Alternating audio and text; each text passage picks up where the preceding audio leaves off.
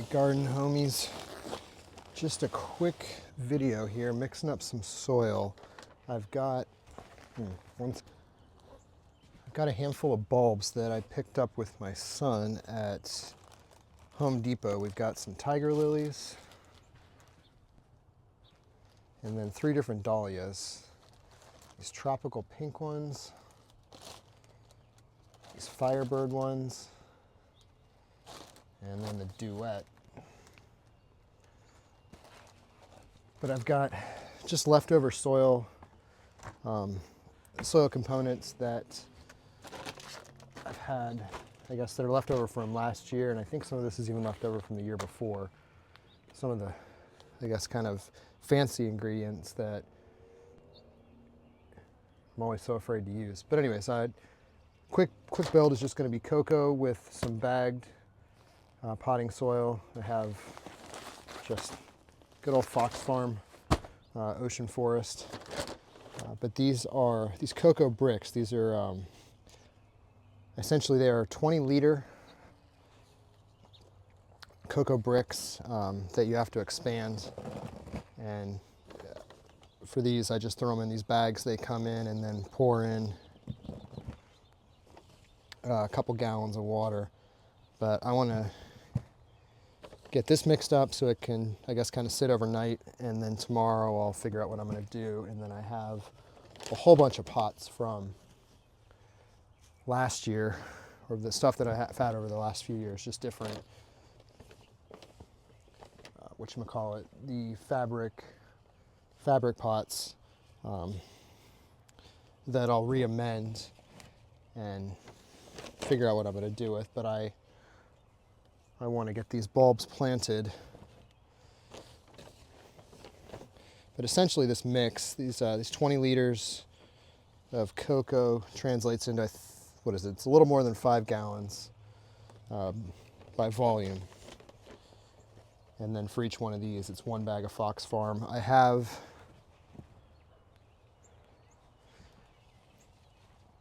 a thing of leftover cocoa that I had used for, I believe it was a philodendron, and created some soil for that for my first indoor plant. So I will mix that up with one of these bags, because there are 3 total bags. This kind of clears out my backlog of kind of soil building materials. And the ingredients do me no good just sitting in the garage waiting to be used. They need to be deployed so we can start growing things. But this cocoa is beautiful. I've used a handful of different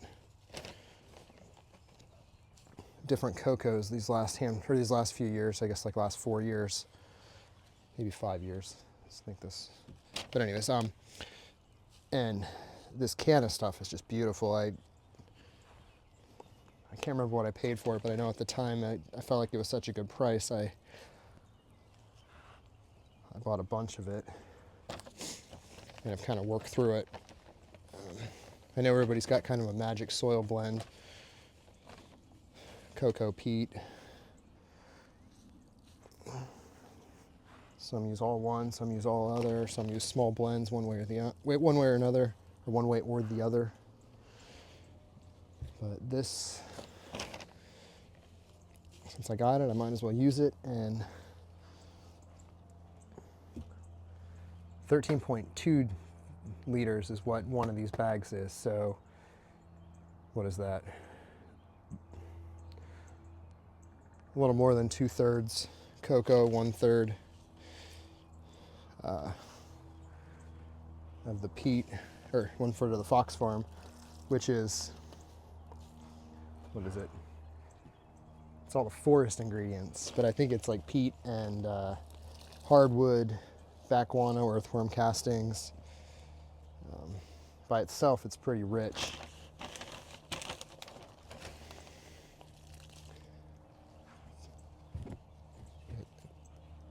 This kind of tones it down a little bit.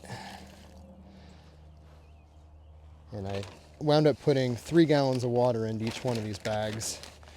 They've been sitting out in the sun for a while.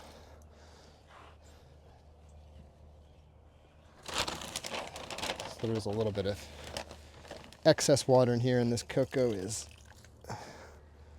fairly wet. I am wringing out a good bit.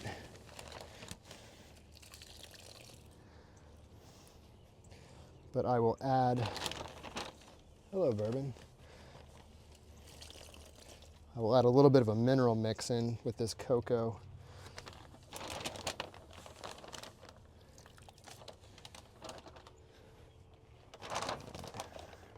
And that's just goopy. And I'll just do this layered.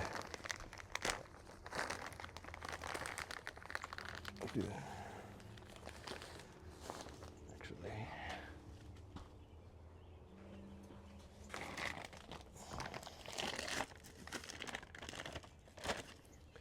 grab a cup.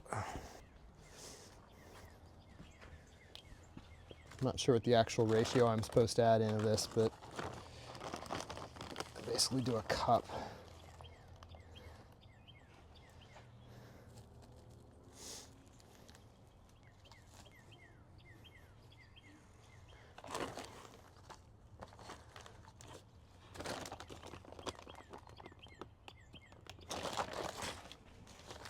All right, and then dump out a bag of this Fox Farm in here. Yeah, this is pretty dry. This has some perlite in it. I will add a little more aeration in here, just because I have it. I have the pumice and the rice hulls. I'll add that in as I'm going directly into the containers.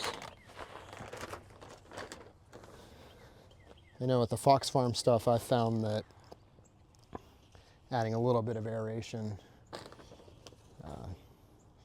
is a good thing.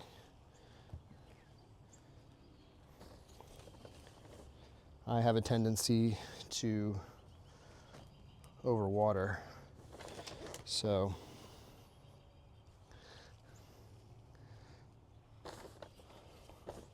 might as well help myself out. And this is, it's a 25 gallon. Of course, I ripped the sticker off that tells me how big this container is.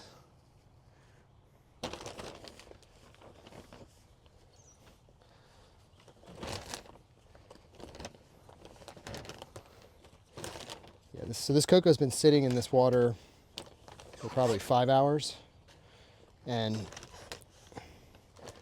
I'm really not running into any of like the crispy chips. If anybody's used cocoa before and you rehydrate it, if you either go too quickly, don't have enough water, you wind up with the really dry spots, really dry flaky spots. This seems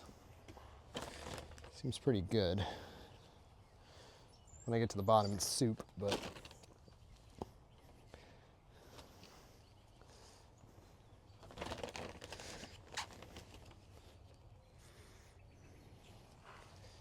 has like no smell to it. It's I opened up the Fox Farm and that definitely smells like garden soil. It smells like composting forest floor, forest products, and the bat guano.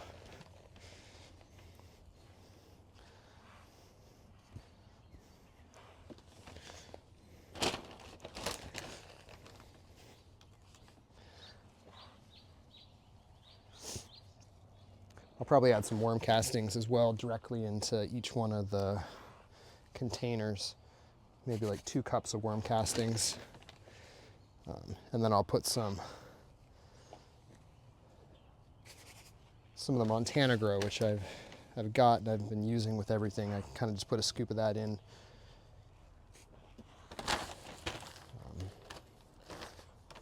Along with, I don't have it out here, but with the Mycos,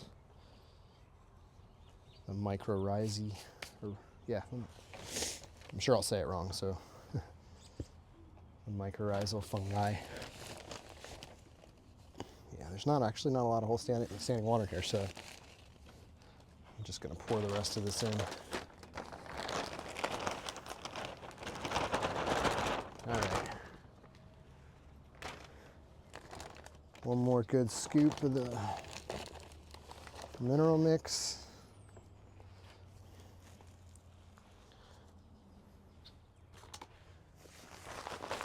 One more bag of the Fox Farm.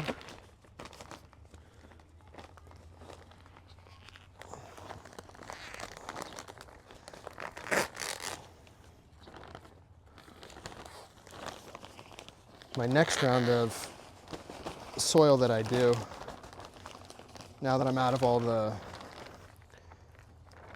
I guess, the fancy packaged ingredients, I'll kind of do one of the base mixes where I'm mixing from a bale of peat moss. But bring this over here, show.